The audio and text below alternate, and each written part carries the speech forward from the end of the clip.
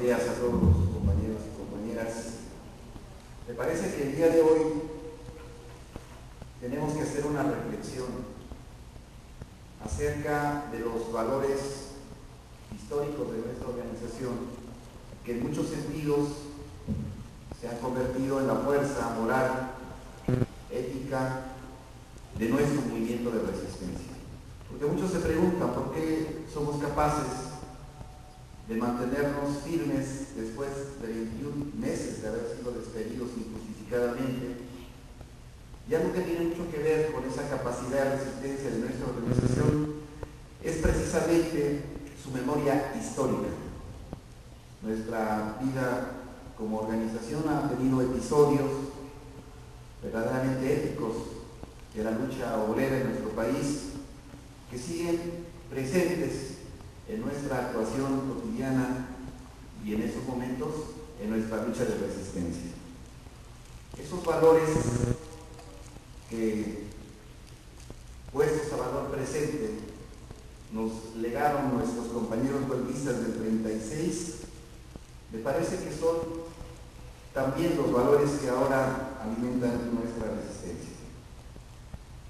Las condiciones son completamente diferentes, porque el 36, pudiéramos decir, como algunos autores comentan, se vivió una especie como de repunte de la Revolución Mexicana del 10-17. Hay algunos que dicen que se interrumpió y que con el cardenismo hay un nuevo ascenso de la lucha social, la lucha de clases, con un gobierno pues nacionalista, democrático, progresista en su época, que buscaba sentar las bases para un proyecto de nación soberana e independiente, y que alentó, promovió la organización de los trabajadores, la lucha de los trabajadores, y que confrontó al capital extranjero, precisamente en sectores estratégicos como es la industria eléctrica y la industria petrolera. En ese sentido, la huelga del 36 es un antecedente de la expropiación petrolera en México. Es el ensayo de algo que va a venir a partir de una movilización de los propios trabajadores que, luchando por sus reivindicaciones, también apuntan a fortalecer este proyecto de nación soberano e independiente. La huelga entonces del 36 fue declarada existente, legalmente existente. Y si nosotros preguntamos hoy qué pasa con las huelgas en nuestro país, pues las declaran inexistentes, o bien operan otros mecanismos que ya se fueron diseñando posteriormente por el capital, como la requisa, ¿no?, de los servicios públicos cuando uno sale a hacer la huelga.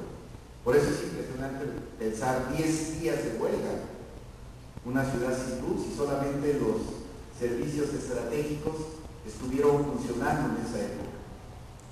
Esto quiere decir que en esa época, en este ascenso, con este gobierno, con el cardenismo, hubo condiciones históricas que permitieron alcanzar la victoria de nuestro movimiento de huelga.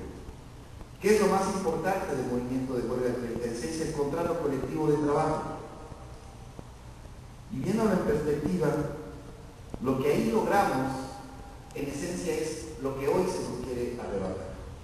Si estamos viendo la historia al revés, porque hoy no hay un gobierno progresista, no hay un gobierno nacionalista que busque un Estado-nación soberano e independiente, y tenemos su contraparte histórica, que nosotros decimos es la contraparte histórica como contrarrevolución, como un retroceso en la historia de los trabajadores en cuanto se quiere quitar lo que conquistaron con movimientos huelguísticos como el que estamos hoy comentando en este aniversario.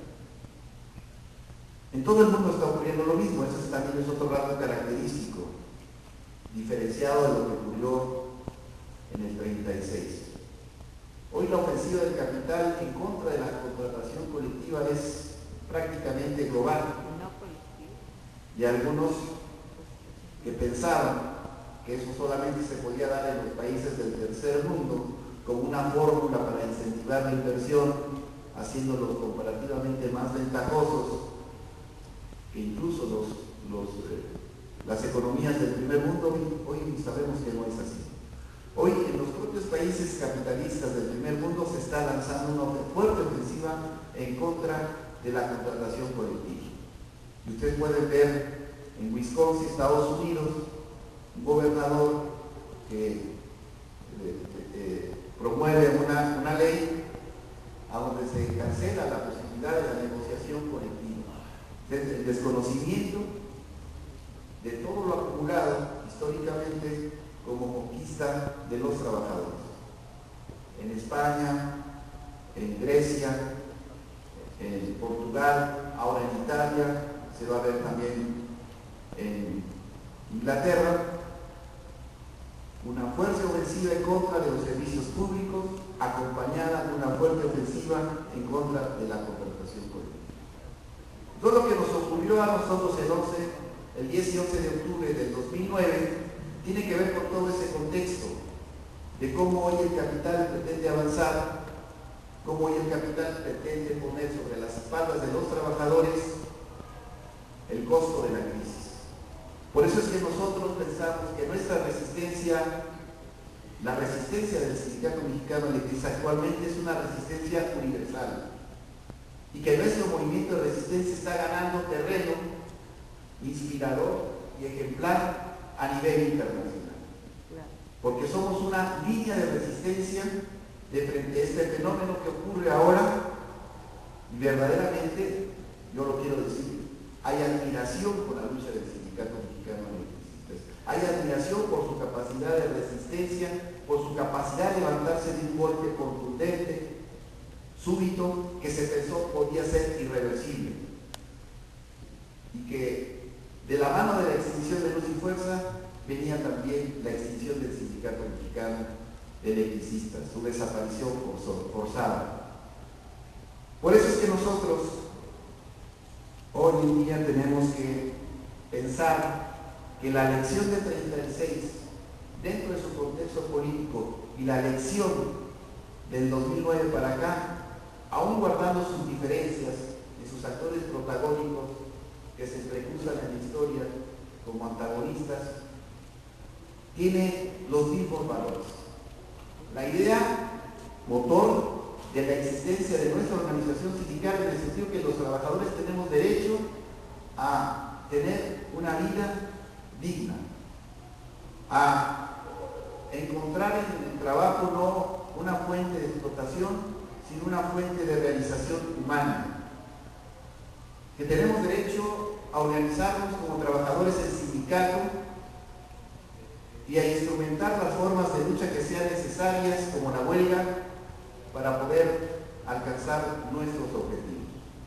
Que los trabajadores podemos ir más allá del pensamiento gremial y economicista, de tener un trabajo digno, y que podemos también pensar en un mundo digno, en un mundo habitable, en una nueva alternativa social, donde no exista la desigualdad, donde no exista la injusticia, donde reine la libertad y la democracia. Son formas inspiradoras del pensamiento que están presentes en nuestra lucha. Nuestra lucha ha sido titánica, algunos la han caracterizado como heroica. Nosotros compartimos esa caracterización y lo pensamos pensando en la cantidad de compañeros nuestros, de compañeras, de familias, de hijos, de esposas, de padres, de abuelos, que se mantienen firmes en esta lucha. Esta lucha se puede prolongar más, pero estamos convencidos que la gente, nuestros compañeros, con estas ideas inspiradoras de nuestra historia, de nuestra memoria colectiva, podrán resistir un día más que el gobierno. De eso estamos muy convencidos.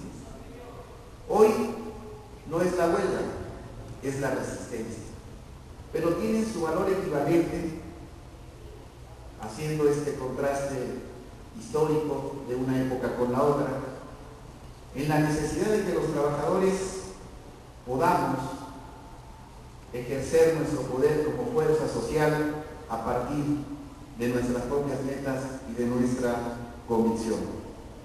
Es cierto también que tanto como en el 36 como ahora hemos recibido la ayuda solidaria, el respaldo de muchas organizaciones a nivel nacional e internacional que han hecho posible también en su momento que la huelga fuera exitosa, como ahora la resistencia sea exitosa. Porque no nos han podido derrotar. La única forma en que podamos decir que la resistencia fue infructuosa es que nosotros mismos nos rindiéramos, porque eso sí que valdría a la derrota. Pero eso no lo vamos a hacer, compañeros. No lo vamos a hacer porque sabremos aguantar y estamos en las vías de poder solucionar el conflicto. Pero el conflicto nos ha hecho pensar también, más allá de él, que el conflicto es más universal. Hemos abierto los ojos al mundo, le hemos echado una mirada distinta desde la resistencia, visitando a nivel nacional a muchos sectores, a nivel internacional a muchas organizaciones, y nos ha hecho compartir nuestra experiencia de lucha, y nos ha hecho también recibir muchas muestras de adhesión que nos alimentan, como el pasado día toma de protesta, que para mí lo más destacado fue de esa asamblea de toma de protesta esta misma semana, cómo nuestra resistencia, cómo nuestro movimiento está cobijado por muchas organizaciones de la más diversa índole, y que solamente una convocatoria del Sindicato Mexicano de Electricistas pudo haber juntado. Gente de CCI, de AFEDECIO, gente de EDC, que son antípodas, pero todos juntos respaldando la lucha del Sindicato Mexicano de Electricistas. Me parece que esos son los aspectos que debiéramos resaltar de la huelga del 36, que debiéramos incorporar, como lo hemos venido haciendo en todos estos meses, a nuestra lucha, a nuestra convicción y a nuestra nueva experiencia de resistencia. Quiero finalmente, compañeros, terminar con esta encomienda que me han dado mis compañeros, leer el boletín número 5, oficio número 1638, que convoca el 14 de julio de 1936 a la huelga. Este es el documento original que circuló de mano en mano entre los compañeros electricistas de entonces, en los huelguistas, con un llamado, como siempre lo hemos hecho desde las direcciones sucesivas de nuestra organización, a la combatividad, a la disciplina y al cumplimiento de nuestros objetivos. Y dice así: Sindicato Mexicano de Electricistas, boletín número 5, oficio número 1638. Asunto: que el comité de huelga espera que todos cumplamos con nuestro deber. México, Distrito Federal, julio 14 de 1936.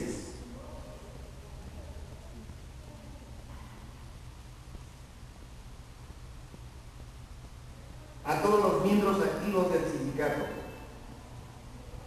camaradas, salud.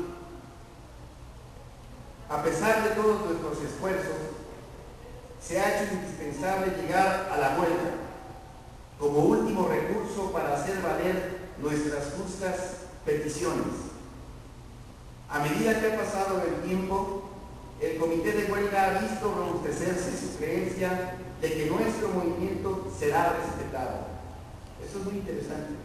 El comité de huelga comenta en su convocatoria al estallido de la huelga la percepción de que el movimiento será respetado. Y yo decía entonces que había otro gobierno. Y se respetó porque la huelga fue declarada legalmente existente. Esto quiere decir que había este vínculo del movimiento con este proyecto de nación representado en el cardenismo. Y continuó: sin embargo, debemos estar preparados para cualquier contingencia, también resguardando una independencia, porque Porque también hay que decir que después de este proceso de ascenso de la lucha, de organización, de promoción, de expropiación, también después este mismo ejercicio de promover la organización de las organizaciones sociales se convirtió en corporativismo. Y curiosamente, nuestra organización no se incluyó dentro de ese proceso. Y tiene que ver con este último párrafo, con esto que acabo de leer, con esta línea. Sin embargo, debemos estar preparados para cualquier contingencia. Y la contingencia fue que viendo el proceso de cómo los sindicatos iban corporativizando al partido oficial para después respaldar políticas contrarrevolucionarias de desmantelamiento de las condiciones generadas en el propio proceso de la Revolución Mexicana, el sindicato se mantuvo al margen de ese proceso de corporativización de los sindicatos, de las organizaciones sociales de masas, que mantuvieron después a un régimen de partido único de Estado, que se conoció, que fueron el pilar del carro completo de gobiernos fascistoides como el de Gustavo Díaz Ordaz, que las mismas organizaciones obreras, y qué vergüenza, salieron a respaldar el crimen del 2 de octubre de 1968. Y nuestra organización se mantuvo independiente y autónoma. Por eso debemos seguir pensando, debemos estar preparados para cualquier contingencia. Y más que nunca, dicen, el Comité de Huelga está convencido de que bastará que todos y cada uno de nosotros cumplamos con las obligaciones voluntariamente adquiridas, voluntariamente adquirido,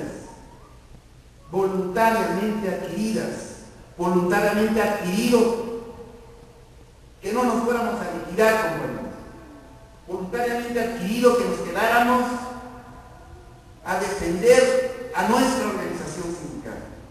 Y porque todos los 16.599 compañeros en resistencia y todos aquellos compañeros jubilados que están respaldando la lucha, voluntariamente adquirieron ese compromiso con la historia de nuestra organización y con sus conquistas. Y por eso es que estamos aquí, y aunque seamos pocos, tenemos voluntariamente adquirido el compromiso de defender a nuestro glorioso sindicato mexicano de resistencia.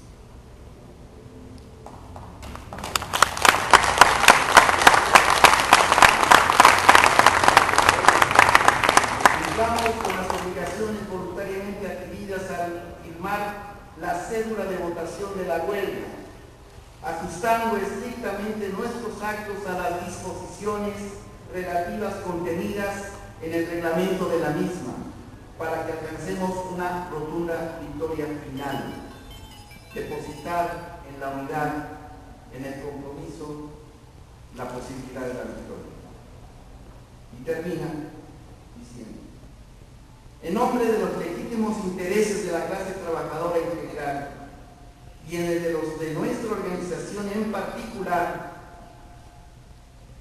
como se escribió en la huelga del 87, dijo alguien en un volante de los estudiantes del CEU, que el SNE era el tronco del árbol más bello, la clase obrera. Y aquí nosotros nos estamos reivindicando como parte de ese árbol. Algunos dicen que somos el tronco, pero podemos ser una ramita o una hoja. Seremos siempre parte de la clase trabajadora. Y en el de nuestra organización en particular, que estamos defendiendo contra la clase patronal y sus aliados. El Comité de Huelga espera que todos los miembros del Sindicato Mexicano de Electricistas sabremos cumplir con nuestro deber.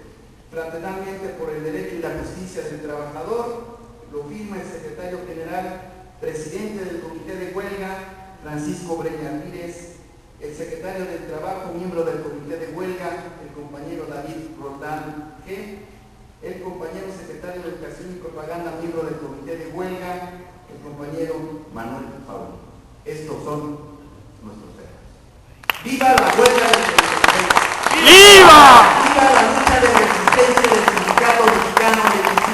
¡Viva! ¡Viva la clase trabajadora! ¡Viva! ¡Viva el Sindicato Mexicano de Electricidad!